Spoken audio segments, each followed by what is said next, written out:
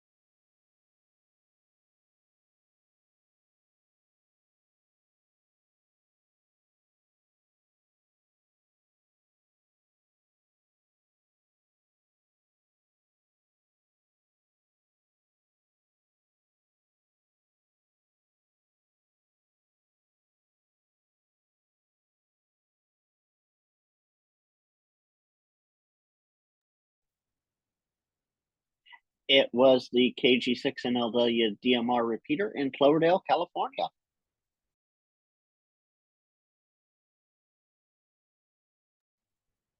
The W6 VVR top group itself, 3149964.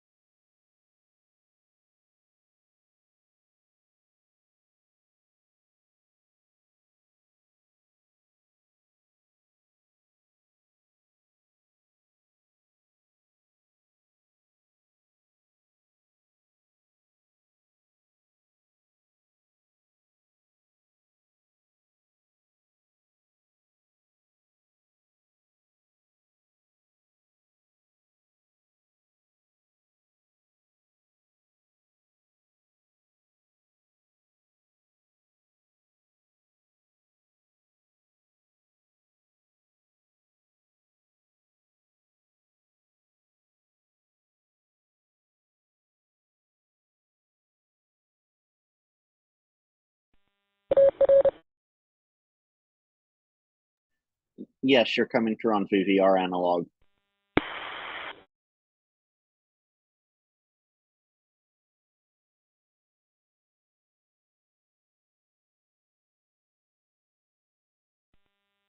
K6 SRV, Servando Fairfield.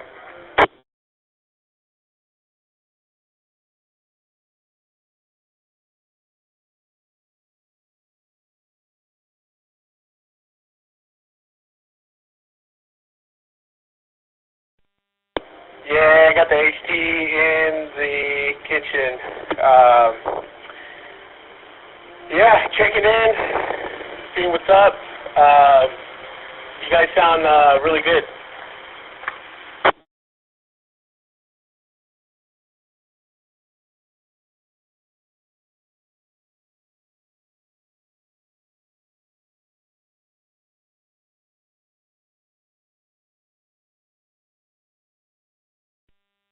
I've been good, busy, and as you know, being a dad, yeah, I've been pretty good. And on the radio side, I've been trying to get out and activate more parks.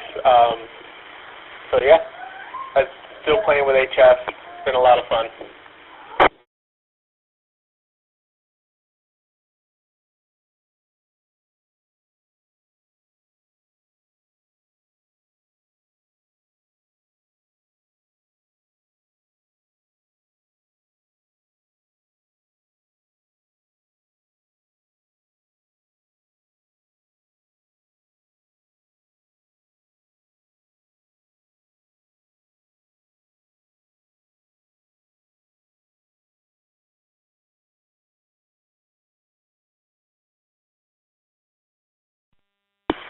Yeah, thank you. Thank you. I'm trying to get out to Tahoe hopefully here pretty soon.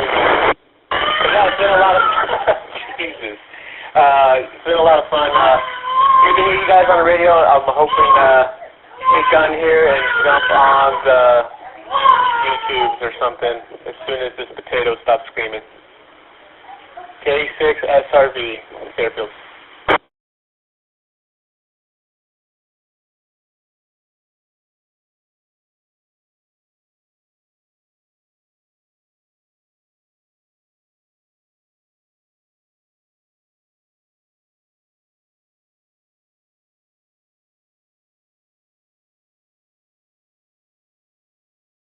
November 9, November Juliet Sierra, Lee in Illinois, U.S.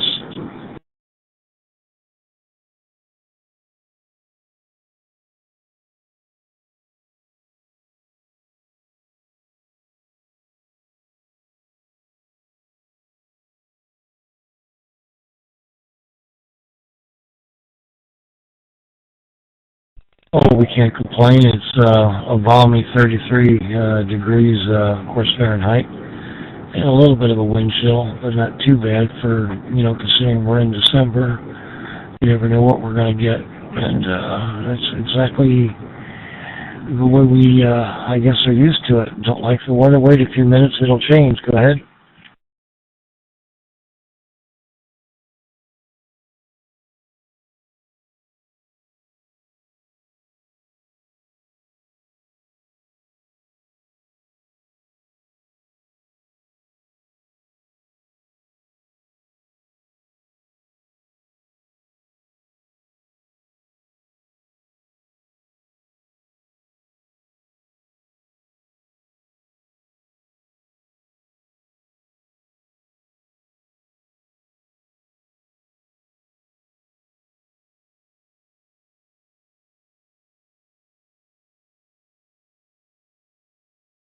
No, not via RF. Definitely, I guess, more or less voice over IP. I guess, for lack of a better term. Go ahead.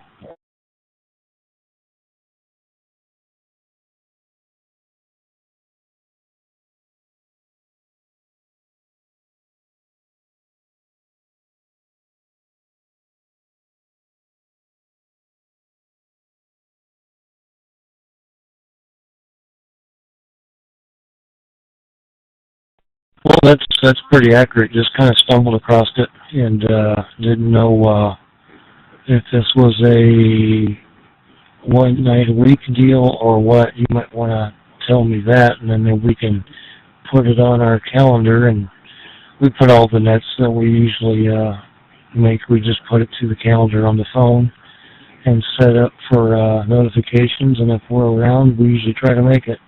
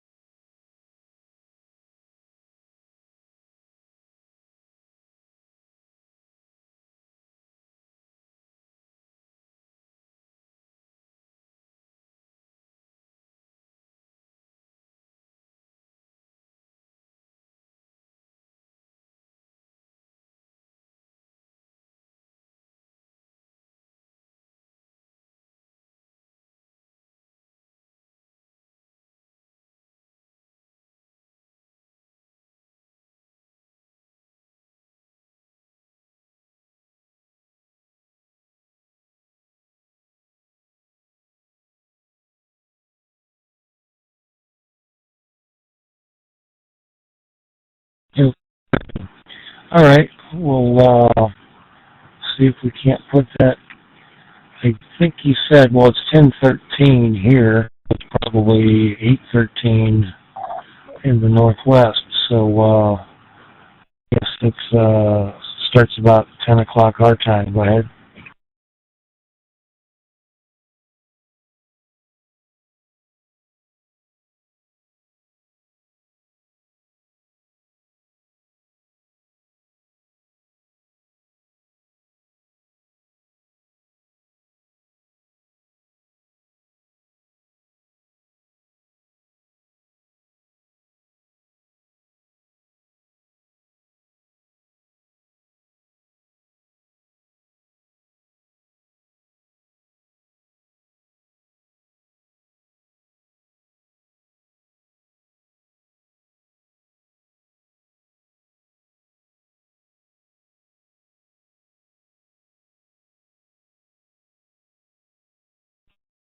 Whiskey 5, Golf Sierra Whiskey.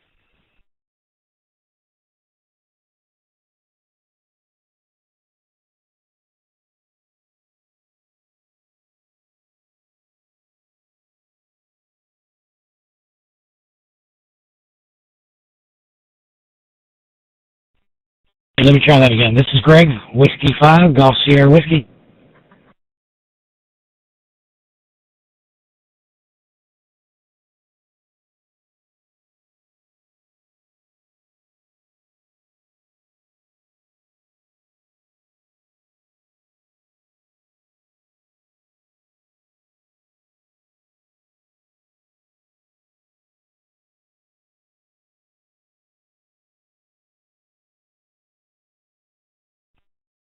Yeah, no worries, man. Good to see the fellas out here on the YouTubes. I usually turn it down anyways because it gets completely confusing when I'm on the radio anyways.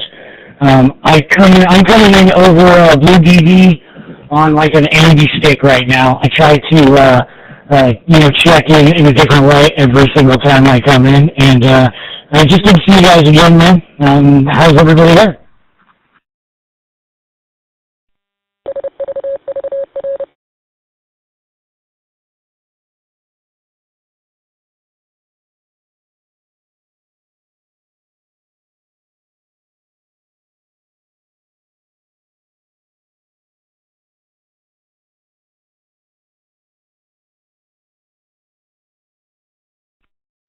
I'm out here in Apex, North Carolina. It is 11:15. I'm kind of a night owl anyways, but we are winding down here at the house, and I just couldn't resist checking in here tonight, man.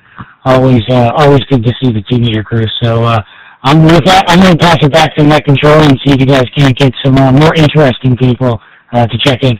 This is Whiskey 5 Golf Sierra Whiskey.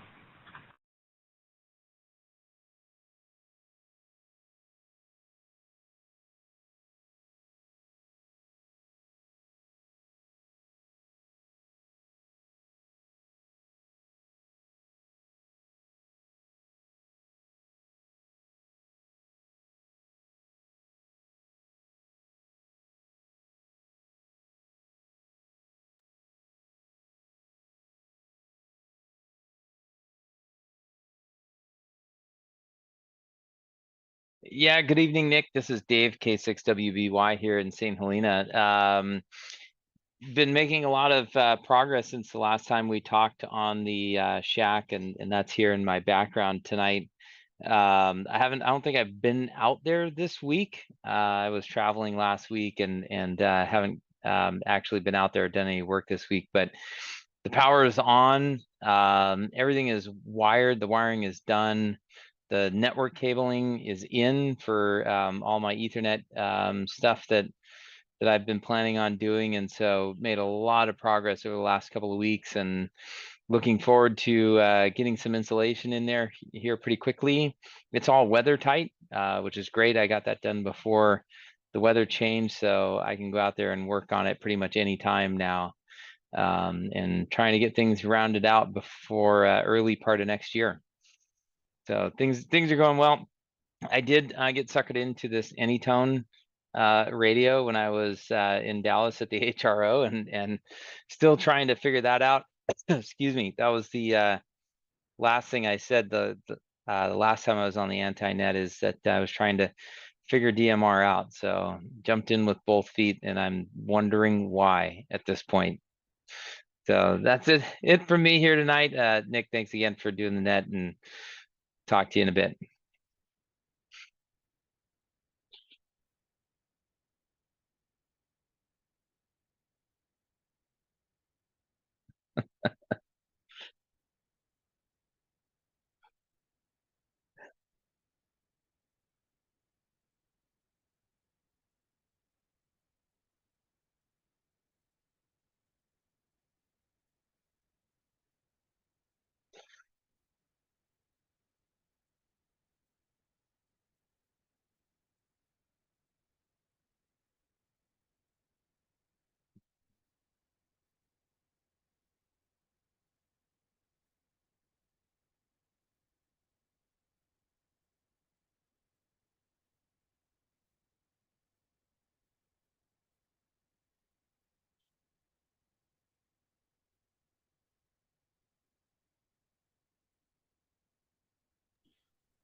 Make sure I unmute the right microphone here. There we go. KG6 and LW. Good evening, Nick and the Anti-Net. Week's going as typically as it can. I'm home, away, home, away, home, away. Doesn't matter where I'm at. I'm always somewhere thanks to the railroad. As far as the DMR goes, it's pretty simple. My DMR repeater in Cloverdale is linked up on certain nights to different talk groups. Wednesday nights, it's linked to the W6VVR DMR node, which is talk group 3149964, as a static talk group from 7:30 p.m. Pacific time to 10 p.m. Pacific time, so that it covers the whole net and then some without any issue. So if you're in the Cloverdale area and you want DMR to get into the net, you have a direct link instead of trying to find a different way in. You can't get in through RF. You've got DMR coming in. KN6 DAL on the Anti-Net, KG6NLW. All right, Frank. Thanks, man. I appreciate it. Again, this is Nick, KN6DAL with the 2 Meter Crew Anti-Net. I'm just going to throw it out there. Anybody on YouTube or anybody listening to YouTube, if you could comment if the audio's coming through. It's showing me that it is now, so we should be good to go there. And thank you for your patience. Let's see who else we got out there tonight. Anybody that wants to check into the 2 Meter Crew Anti-Net, come on in now.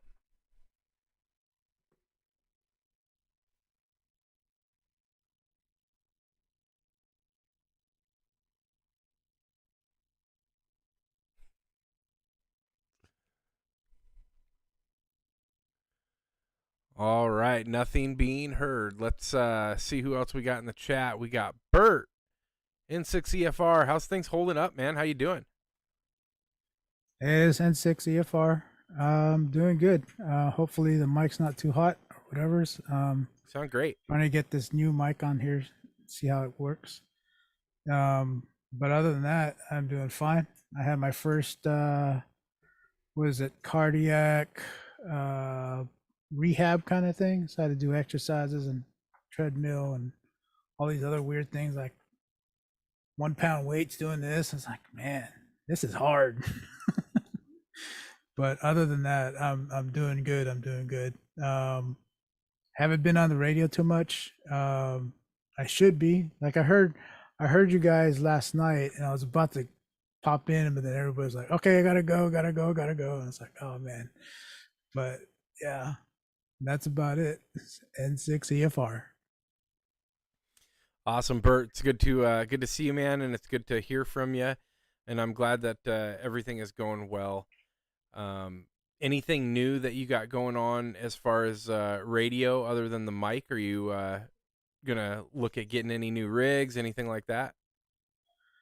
I've looked at rigs. I've looked at the was it the FT200, because I saw that it has C4FM and what's the other one? APRS. And I was like, that's the only real one that has APRS other Dave's than the shaking 400. his head in Other than the discontent over 400 that. for my taste as far as price goes.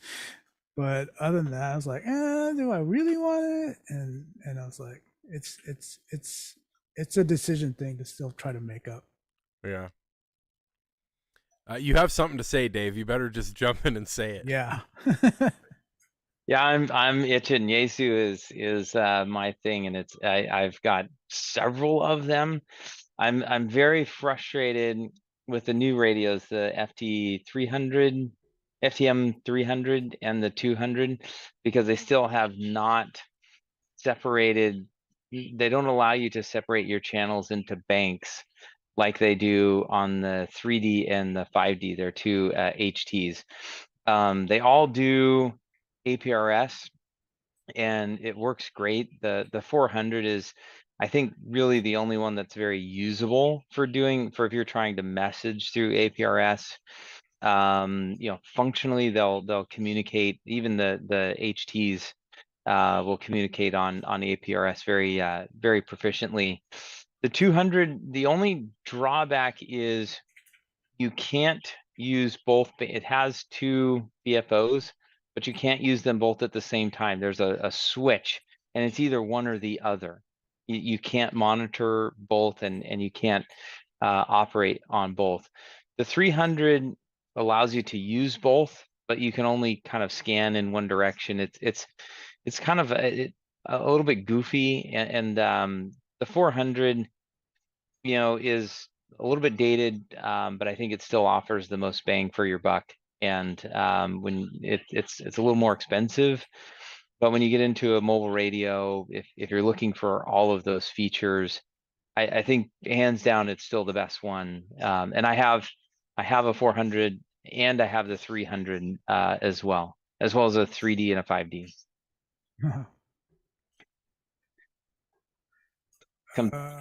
Come back afterwards and we can clear it up. Yeah. There's his we'll call that 4 cents. That wasn't 2 cents, that was 4 cents. That's okay though. This is Nick, KN6DAL with the 2 Meter Crew Anti-Net. We're looking for any and all check-ins. Anybody that wants to check in, come on in now.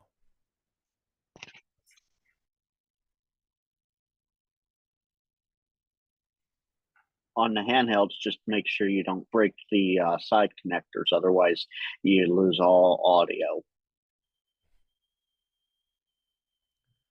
All right. We've got Dan in the chat in 6 ETR.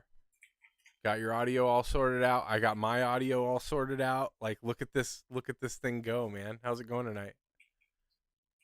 Hey, good evening, everyone. Good evening, Nick. This is Dan in 6 ETR. Things are going good here tonight. I've been this past weekend, I was working on learning how to screen print, and the project of focus is actually in my background picture here. Is that thing that's giving off a waveform? That's a ham radio station monitor.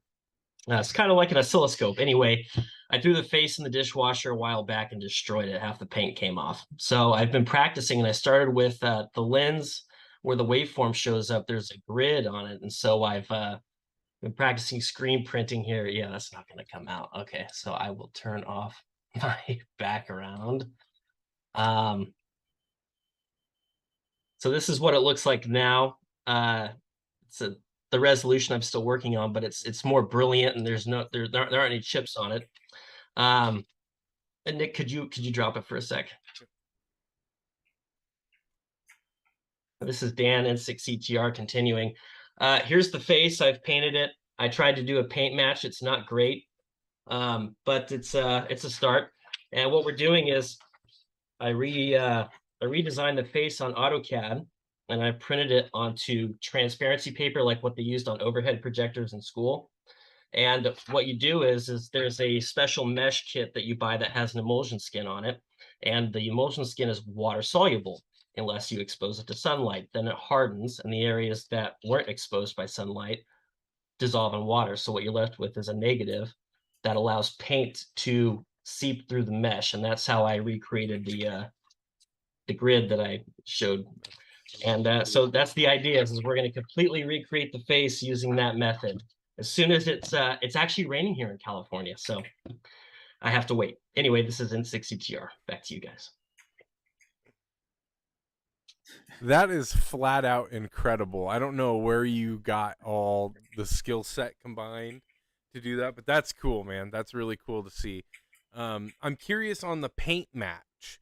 So I have a friend of mine that I'm sending an amp to, that I'm just facilitating getting it to him for.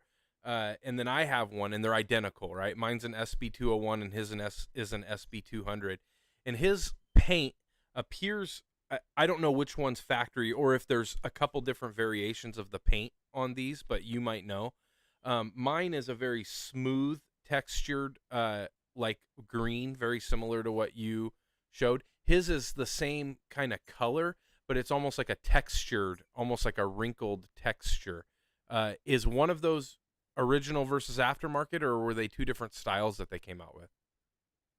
That's an excellent question, Nick. So the amplifiers especially were produced for 10 years, and they didn't necessarily have the same vendor. I brought in 2 of these and ended up with a shade that wasn't close to either when I left. The paint is very different from certain models, and the texture too. Some have like a really rough, almost like a stucco texture, and some are just very, I call it hammer tone, maybe soft hammer tone. So you could have, it's not unusual to see variations. I will mention, by the way, that if you or your friend is considering refinishing the SB200, SB201 faceplates, those are popular enough that a guy sells brand new faces on eBay for the price that I have invested in this little project. So FYI, search eBay if you want a new face. Yeah, no, that's good info. Mine is actually in really, really good condition. His structurally is in good condition. The paint is in good condition. It just needs to be cleaned quite a bit. And that can be his project, but it works. And that was my purpose, was just to make sure it works and send it to him. So that's the problem with this is I just stuck it in the dishwasher and I turned the high temp settings off and it lifted. The problem is I mean, the best you could hope for is a sponge side, the yellow sponge with a little bit of Dawn soap. And half the time the faces get ruined because they didn't use primer and it's just screen printing and there was no clear coating afterward. And that's the difference that renders some of this equipment into a parts bin, because there really isn't a founded method on how to fix this. Right. Yeah. Well, you're finding it, it seems. So you got the Trying corner to. on the market. Trying to. That's awesome. All right. This is Nick, KN6DAL with the 2 Meter Crew Anti-Net. We're looking for any and all check-ins. Anybody that wishes to check in, come on in now.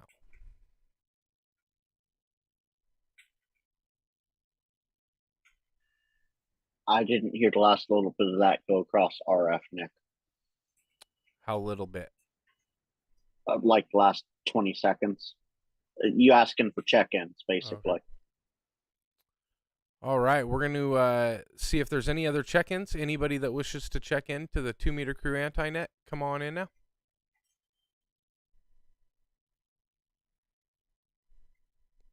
I probably time that repeater out way more than I think I do, or timeout. Hotel Charlie 1, Tango Charlie Hotel, coming from Quito, Ecuador. All right. 6 MOT, Monterey, California.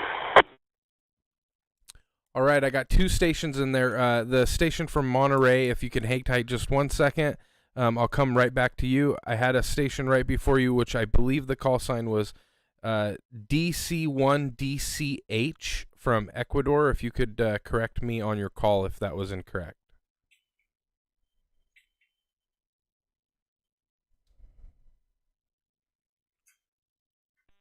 Good morning. The call is actually Hotel Charlie 1, Tango Charlie Hotel. All right, got it. HC1TCH. How are you doing this evening?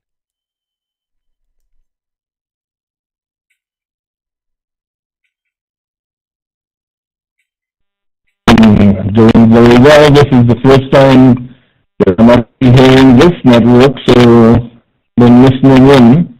Check it out on the internet as well. I see you have another good thing going, so I'll be following up just to keep in touch. Yeah, we appreciate that. I see it looks like you're coming in through Freestar's system. You sound good. I didn't catch your first name. What was your name?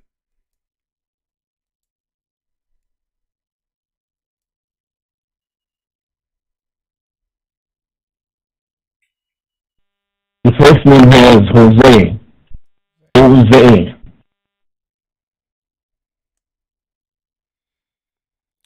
All right, I got it. So Jose from Ecuador, thanks for checking in with us. We appreciate it. Just so that you know, we meet here every Wednesday at 8 p.m. Pacific Standard Time, which is 3 a.m. UTC. So you're always welcome to join in. Did I just get corrected, Frank? Is it 4? It changes because of the daylight savings time. It's 4, Jose. I'm sorry, 4 a.m. UTC. I'm going to change that in my notes too, just in time for it to change back.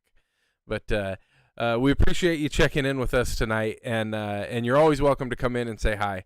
So appreciate that.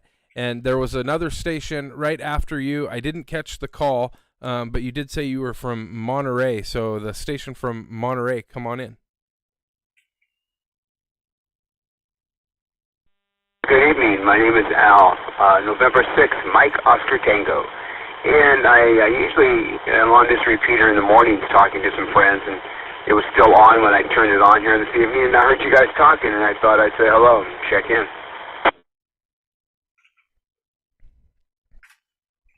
Awesome. Yeah, you sound good. I got your call N6MOT.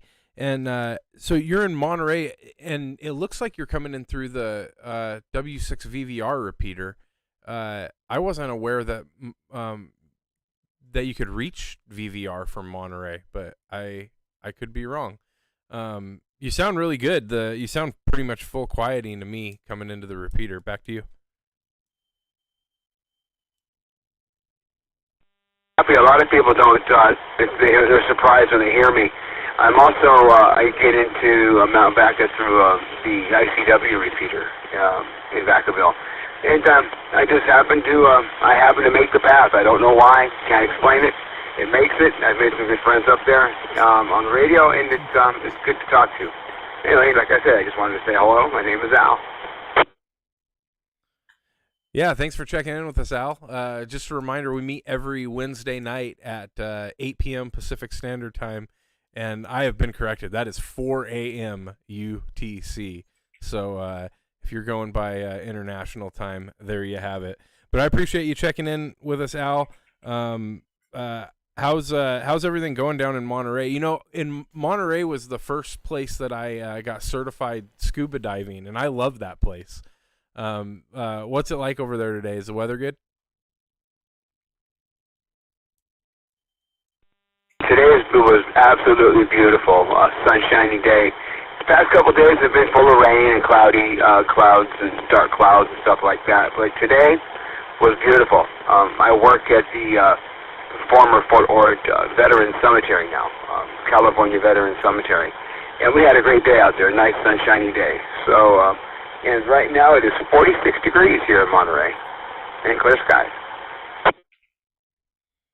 Geez, it didn't even hit 42 today, I don't think, here. Well, I appreciate you checking in, Al. That's it's good to hear from you, and don't be a stranger. You're always welcome back to say hi. We'll move on and see who else we got out there. Any other stations that wish to check in with the 2 Meter Crew Anti-Net? Come on in now.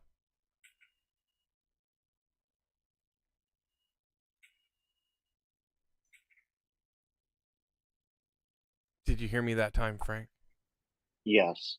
Okay. Yes, I did. And I know you have your Zoom chat up. What? I've been sending you messages in Zoom chat. Well, group Zoom chat. Oh, he came through. The first guy came through digitally through Freestar, and Al. Yeah. Usually he comes in Echolink or RF, depending upon the He was time of RF. day. He was direct RF. Yeah. It sounded good. I'm surprised. Crazy. That's a long haul. Yeah. But what do I know? All right, this is Nick, KN6DAL, nothing being heard. We'll take one last call out, see if anybody wants to check in, and if not, we will turn it back over to normal operation. So one last call, anybody that wishes to check into the 2 Meter Crew Anti-Net before we shut it down, come on in now. If he's up on top of it. Delta Sierra Alpha. This is Dave in Mill Valley, California.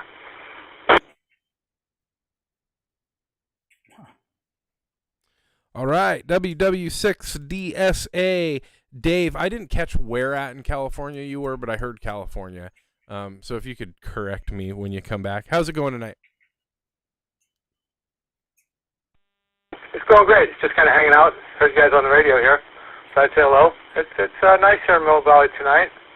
And it is about 45 degrees, I think, right now.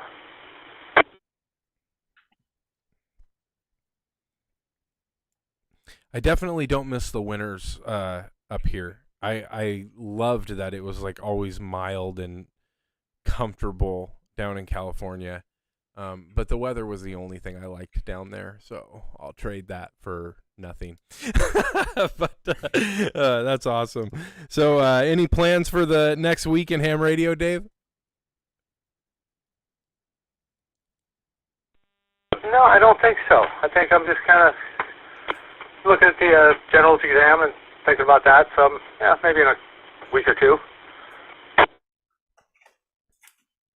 Oh, that's awesome. We've had a couple of people in our group that have just recently upgraded. So best of luck to you, man. And when you get it, we typically take check-ins right in the very beginning for people that update their license or upgrade their license or their call sign. So jump in and tell us about it when you get it. That's awesome. I'll send it back to you for your final. Great. Well, I'll check that out, and I'll keep in mind Wednesday nights, our time is 8 o'clock. So, hey, have a good one. 73 WW6 DSA.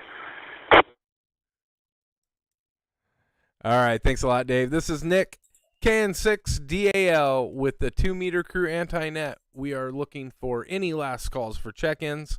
Any last calls, come on in now.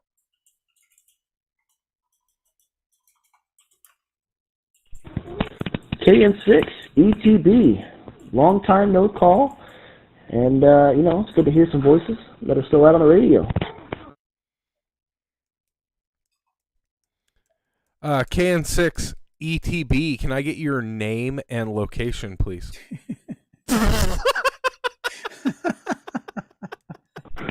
Well, the name here is Kellen Graves.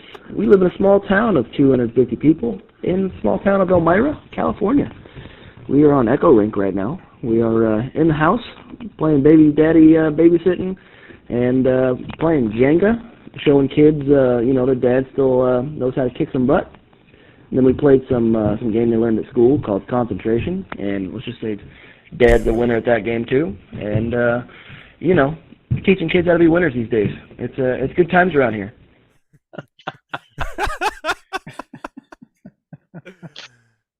man, it's good to hear from you, Kellen. Learning some winners. That's good. That's good. Well, we're gonna be wrapping it up. We're gonna be on the Zoom chat here for a little bit if you want to pop on if you're not too busy. But it's good to hear from you, and thanks for checking in with us. Any last words before we shut her down, Kellen?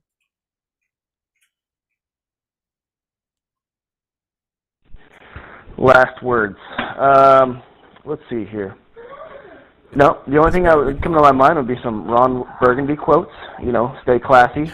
You know, San Diegans, things like that. But nothing too specific. I just thought I'd pop on. I know it's been a few months since I've been on, so anyhow, I probably won't be doing any Zoom chat. We'll be doing maybe a little.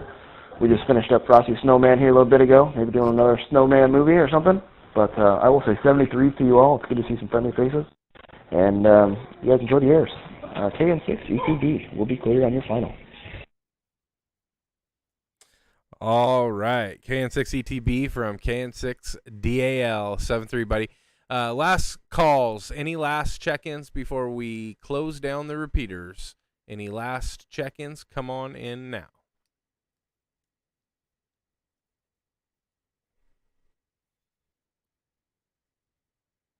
All right, nothing being heard. We're going to go ahead and turn all the digital connections and repeaters back to their normal operation. We'll be hanging out here in the Zoom chat for a little bit for anybody that wants to join. There is a link in the YouTube chat. So if you want to join the Zoom chat, you got to go to the YouTube chat and then join that way. So everybody have a great night, and thanks for the check-ins, and thanks for telling us about your week. We will see everybody next Wednesday, and I'll say 7-3.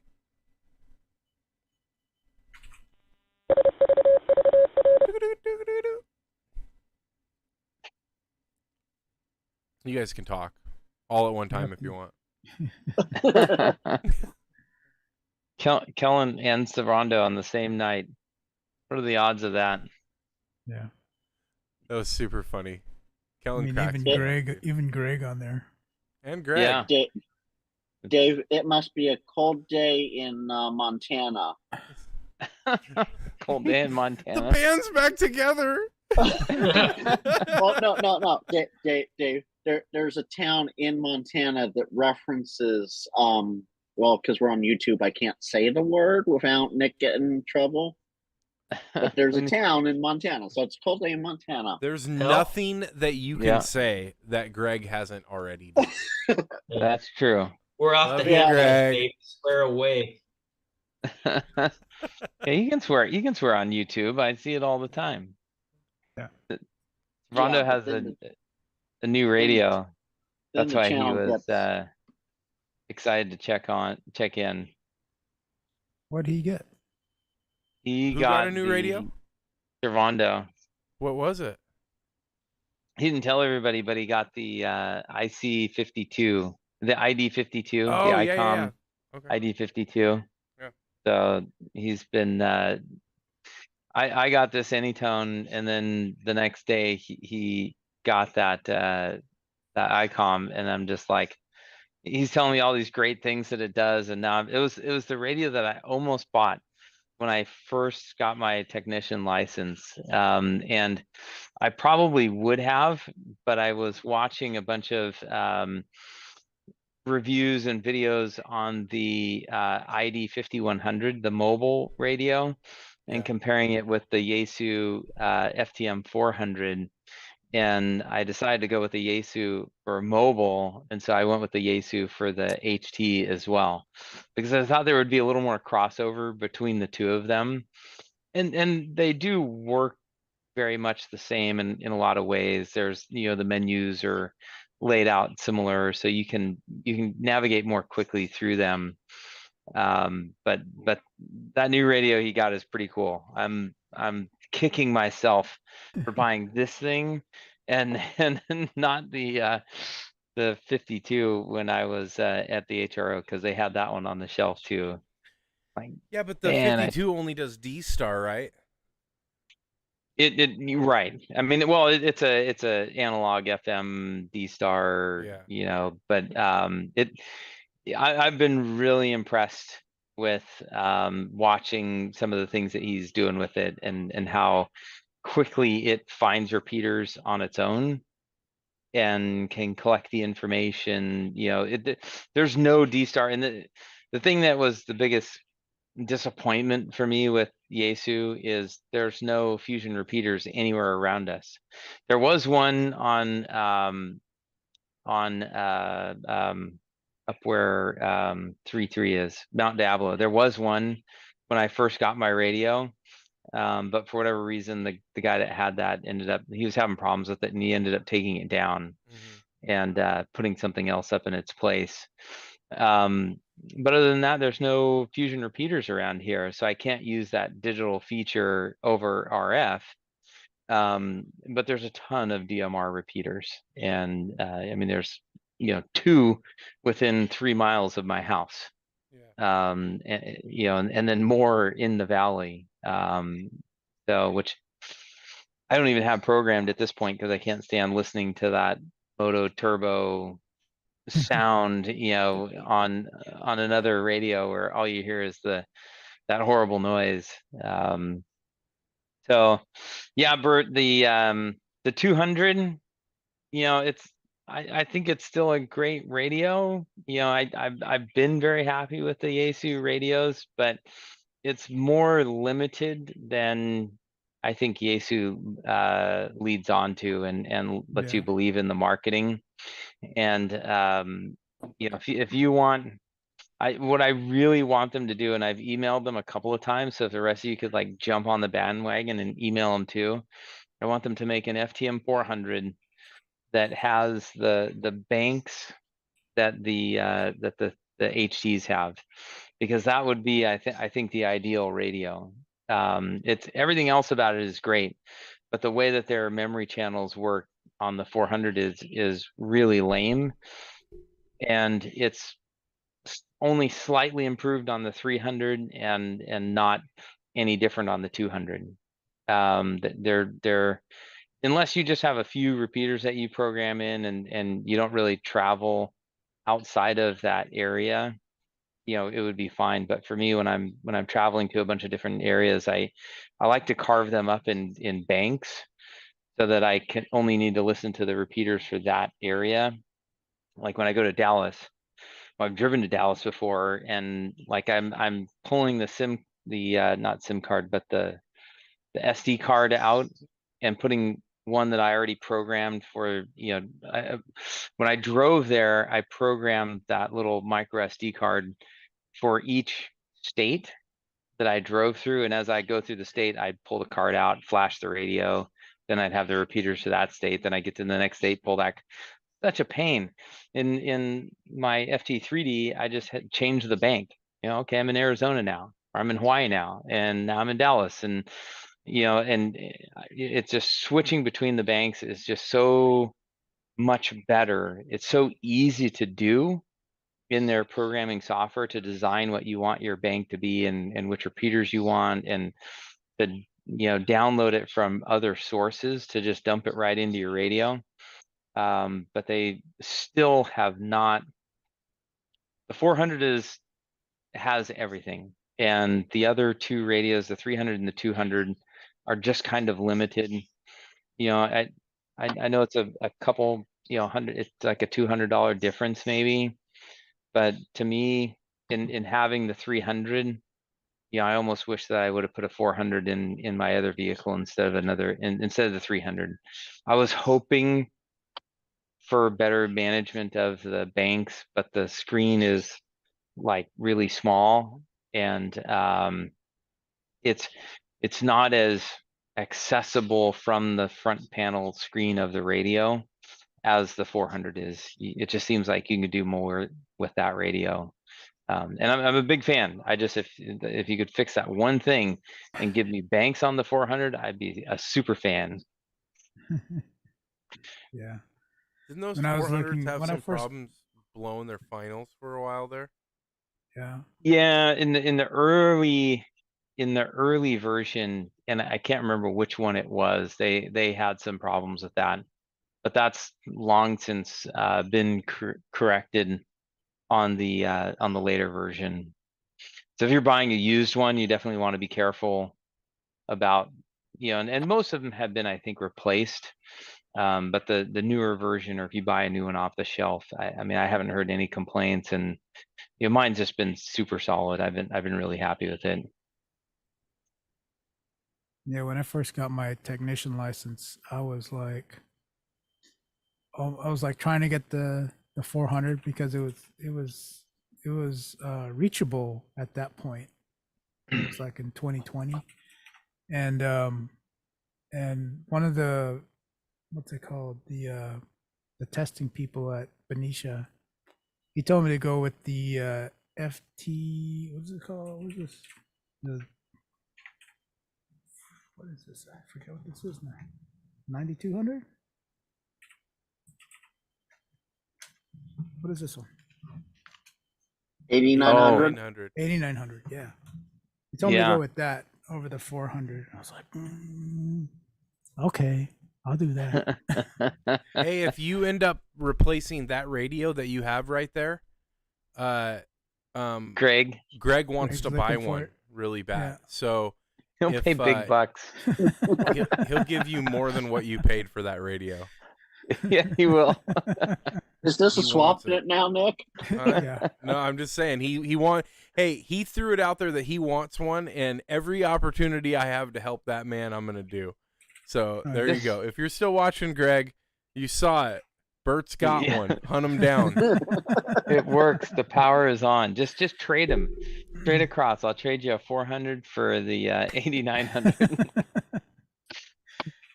But Don't care how you get it. He did get one though, right? It's just the powers. Something was button. broken. Yeah, it was busted. I have the 8800. So does that? I think the 8900 does 2 me. What does it? 10.62 and 70 centimeters. It does 10. Yeah. An FM. Oh wow. Yeah, 10 FM. Okay, Yeah. so that's ultimately the difference. No, it does 6 as well. Yeah. It does? Yeah. Oh yeah, it does. Okay, so yeah, it does. It 'Cause it's a actually does quad quite a bit band. more. I have the 8800, which is its predecessor.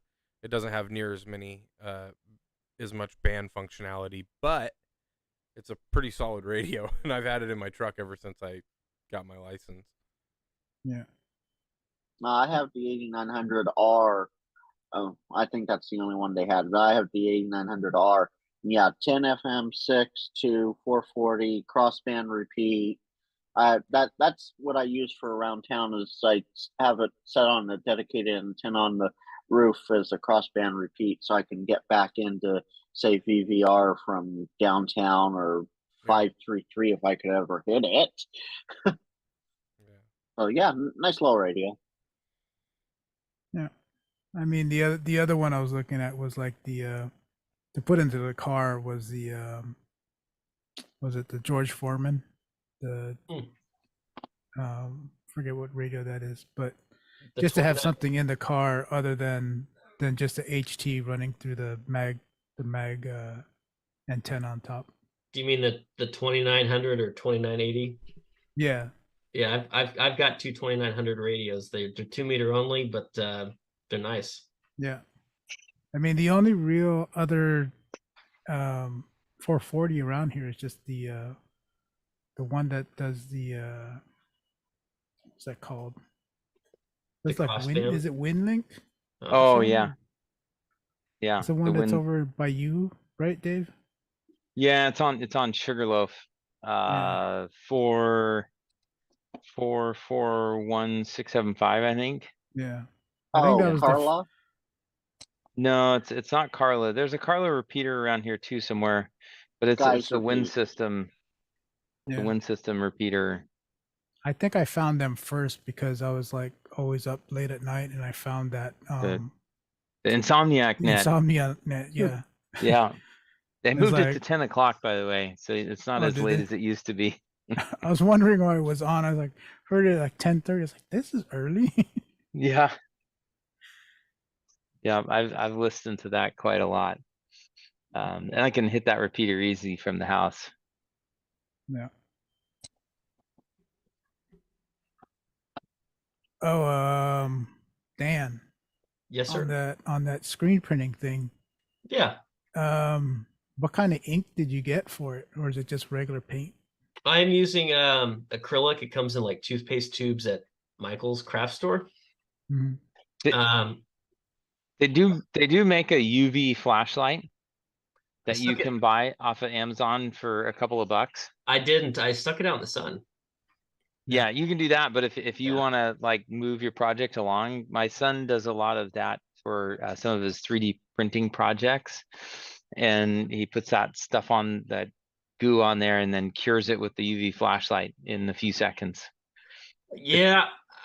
So the company I bought the stuff from does sell UV lights, but they'll only give you time values on exposure time for their lights. And the problem is an Yeah. 8.5 by 11 sheet is $12 plus shipping every time I need a new sheet.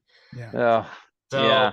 I mean, my dad's got some UV lights for certain botany projects, but I didn't want to risk timing. So I'm waiting. I think Sunday there's some spotty sun that I might be able to grab. But How did they give you an exposure time for the sun? 1 minute.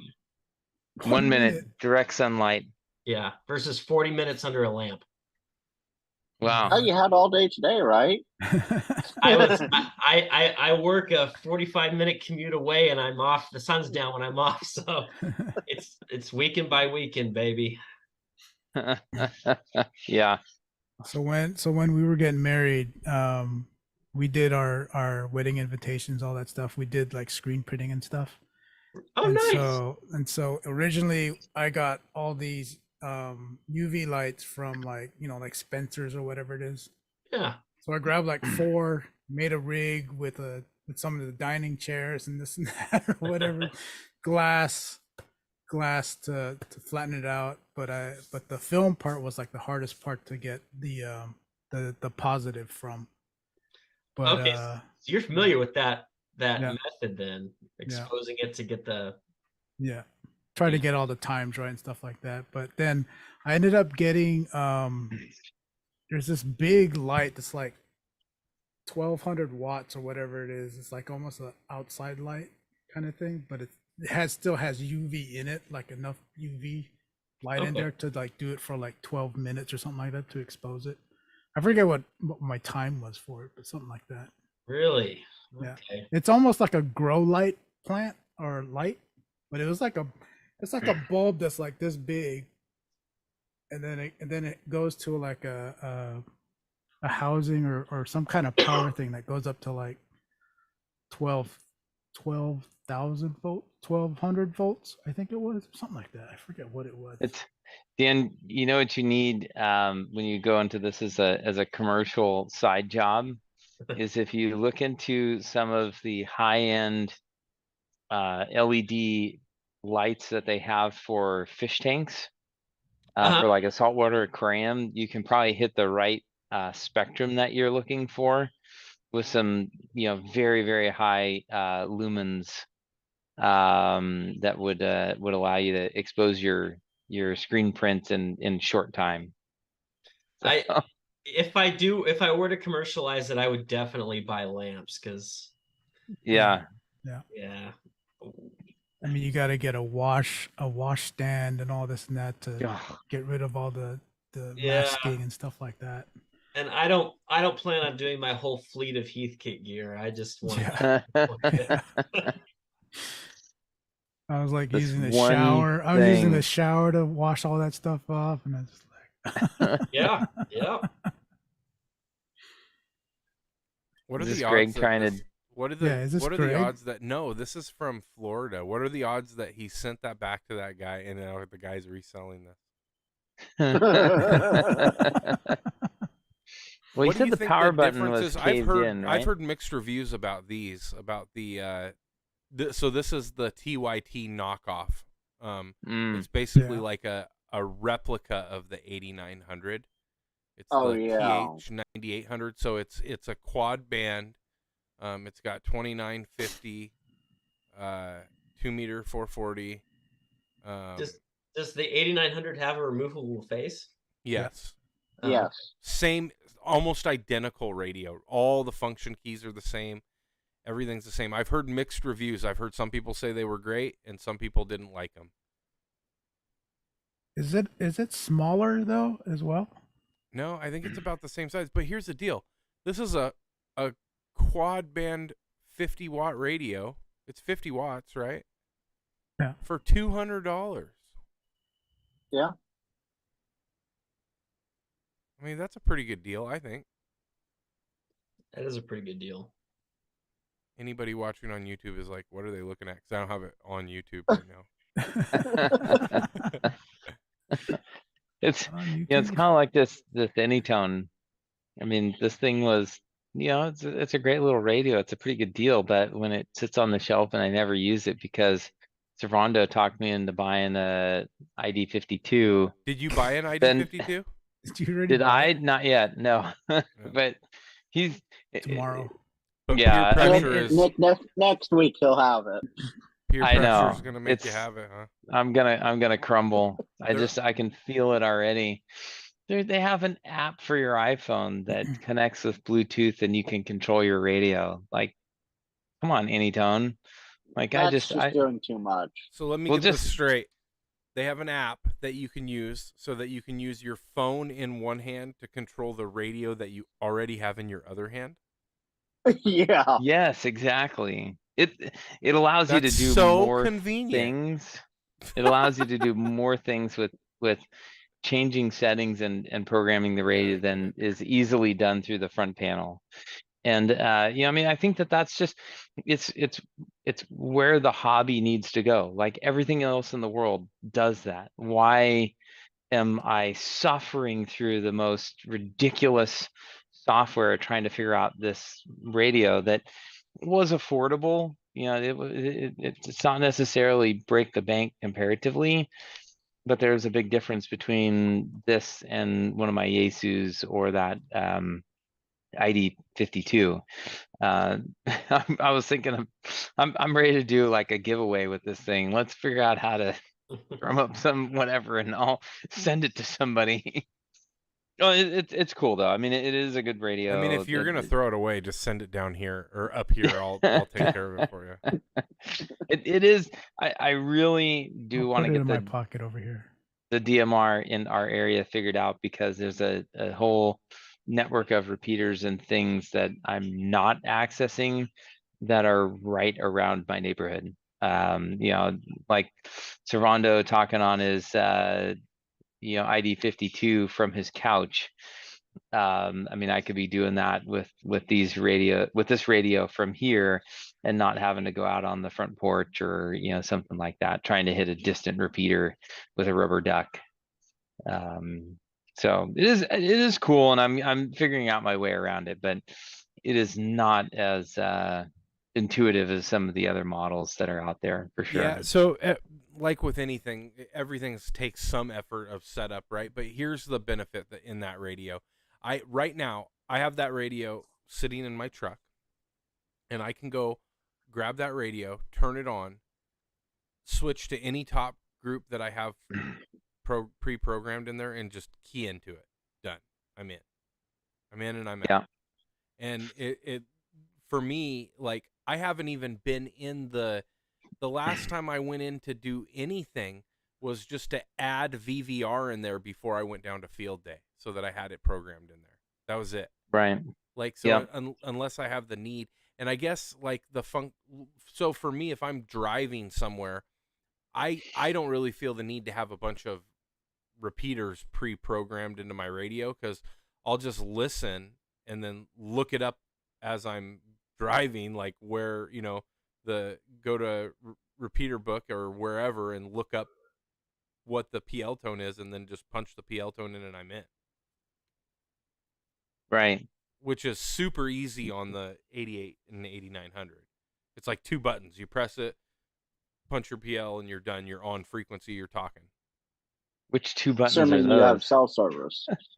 What's that? Yeah, that's true. Assuming you have cell service. Right, but if you don't, just start guessing. That's true. Which 2 buttons are those? Or come in on the output. Somebody's bound to come back to you. It's been a different experience, and it's something that I definitely I want to learn. I want to figure out how it works. Like I said, there's a couple of repeaters right here in the neighborhood that would be good to understand. But again, I mean, it's the difference between that and like I'm still struggling with getting it hooked to my open spot.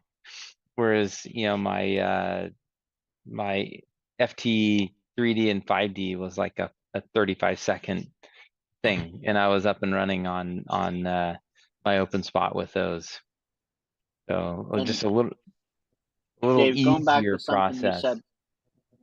Dave, going back to something you said earlier, MDark should have a multi-system repeater up on Mount Diablo on VHF. It's Fusion, DMR, something else. Is that like the W6CX It's repeater? whoever MDark is. I think it's CX group. I don't pay much attention to them. They always had, not to get into it too much, but 3.3 and CX always had bad blood between them, and I was part of the 3.3 group, so I was not. Repeater wars. We should start a show. Yeah, basically. But Does yeah, that if you really just happen? look up. Oh yeah, absolutely. If you look up Mount Diablo Amateur Radio Club or MDark, you should be able to find their digital stuff, no problem. Yeah, I found that. I think I remember looking this up before. I recognize some of the logos, and I've never connected with them. But for some reason, I think that I found my way to a link to the Antinet through this website for some reason. Frank, that's a good one. I gotta look into this a little more. I've heard some of the nets that they do, and they were doing like slow scan TV, sending picture, like even spreadsheet files as a photo. One night I don't remember it. I was listening to this stuff long before I really made a lot of connections in amateur radio. But that's a good one. I'll look more into this. And I'd forgotten all about it. I sent you a message on Discord, but I will send you some information. You just have to remind me. I'll send you some information on some of the DMR stuff between Napa and Sonoma counties as well that I have. Cool. I'd appreciate that. Yeah, I mean, one of the guys that I went to high school with, one of my friends, has a DMR repeater here in Deer Park. Like, why am I not using DMR? I should just be. I need to get into it, and it's something that I haven't, and I'm going to figure it out one way or another. Don't tell me that's Luke. Yeah. Okay, we'll have to discuss that off. I know Luke. Yeah, okay. We went to high school together. Yep. Oh wow. I've known him forever. He's a captain in Deer Park, and I'm a captain in St. Helena Fire. Yeah, I've known him for many years. He's my go-to guy for Kenwood commercial questions. I bet. He likes he doesn't like talking as much as he likes fiddling. Oh yeah, definitely. He's definitely big time, always doing something, but doesn't want to be on the radio. Yeah. Yep. So I'm looking up the ID52 right now, just looking at the specs that are presented at HRO, and so I'm struggling with the price tag. Yeah, I mean, not as much the price tag. I mean, the price tag is they're proud of it, that's for sure. But functionality, I don't see how they justify the price of this radio. Now, I will give it, here's the positives that I'm seeing right now, okay? It does have an IPX7 rating, which I believe, what is that? a couple foot submersible. Yeah, like it's waterproof, so yeah, you're not going to ruin this thing getting it wet. The 5D, that's like the one good thing about the 5D over the 3D. It has that waterproof rating, the same one. Okay. It's not fantastic, but if it gets splashed, dust resistance is all a lot better than. So if you've got a 5D, what do you consider the benefits of an ID52 over a 5D? Some of the ways that it has repeater awareness through GPS. So it knows where the radio is, and it knows what repeaters are around the radio. And either through a D-Star repeater, it can download information around you. And you know, he was connecting to repeaters, just the radio is suggesting repeaters that he can connect to with the information that's already in the radio. The radio already knows that. So you're not like trying to figure out how to program them. It just already knows what's near you that you could connect to,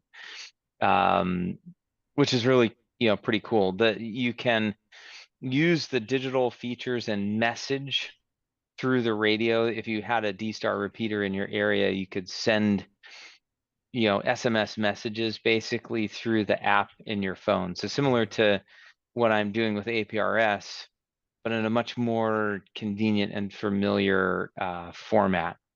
That makes sense. The boot time on that thing is like a Tesla 0 to 60. It is, you turn it on and it's just instantly up and running, compared to my Anytone, where, you know, it's just like, it finally flipped to the next screen where it's still booting, but it's not telling me it's booting anymore.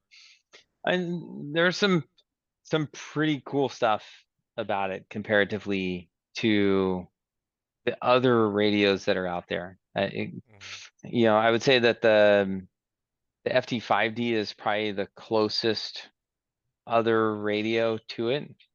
And I think it's a big jump and improvement over the 5D. Now, the one concern that I have is I think D-Star, you know, he made a good contact with somebody and sent me this, you know, 3-page email about it from some D-Star expert locally that kind of made the argument that, you know, there's a lot of activity on D-Star. And his point was, you know, DMR really kind of took off, and you know, everybody jumped on the bandwagon, and, you know, kind of they've all gone through their cycles. But it was really easy to get into, but D-Star is down compared, or DMR is down comparatively to where it used to be. But that, you know, DMR is a commercial digital radio service and designed around the commercial world, and which makes it a lot more difficult to get into. Whereas D-Star and Fusion are, you know, out of the amateur radio community and just more flexible, more easy to get into. You can transmit more information. With both D-Star and Fusion, you can send images, you know, through their you know, digital link. You know, with my buddy here in town, you know, we can send photos back and forth just on simplex between our two radios. So I mean, there's things that it can do, and it is stupid easy comparatively to and my understanding is that the D-Star is very similar to Fusion in that aspect. Probably easier, and does kind of the same thing.